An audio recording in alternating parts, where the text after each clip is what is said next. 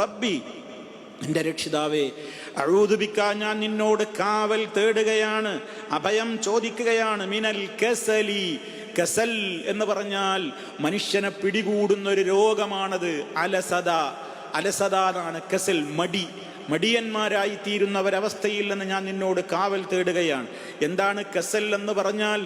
ഒരാൾക്ക് നന്മകൾ ചെയ്യാനുള്ള ആരോഗ്യമുണ്ട്, സമയമുണ്ട്, സന്ദർഭമുണ്ട്, അറിവുമുണ്ട്, ഒക്കെ ഉണ്ട്. പക്ഷെ ചെയ്യാൻ തോന്നണില്ല, അവൻ ചെയ്യാൻ സന്നദ്ധനാകുന്നില്ല.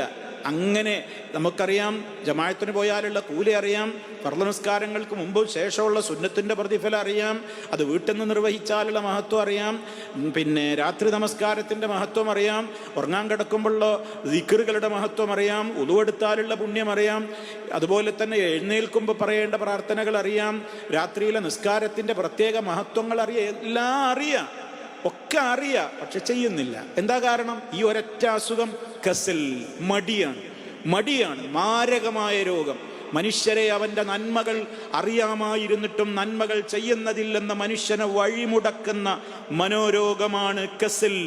അള്ളാഹുവിൻ്റെ റസൂല് കാവൽ തേടി, സർവ്വ ദിവസവും കാവൽ തേടി, റബ്ബി അഊദു ബിക മിനൽ കസലി, അത്തരം അലസതയിൽ നിന്ന് ഞാൻ നിന്നോട് കാവൽ ചോദിക്കുകയാണ്. അതൊരു വല്ലാത്ത അസുഖമാണത്. ആ നിലക്കുള്ള അസുഖമുണ്ടാവരുതേ. ഉന്മേഷത്തോടെ കർമ്മങ്ങൾ ചെയ്യുവാൻ തൗഫീഖ് ഉണ്ടാവലാണ് വലിയ റബ്ബിൻ്റെ പ്രത്യേകമായ ഒരു വരദാനമാണത്. അള്ളാഹു നമുക്ക് പ്രദാനം ചെയ്യുമാറാകട്ടെ.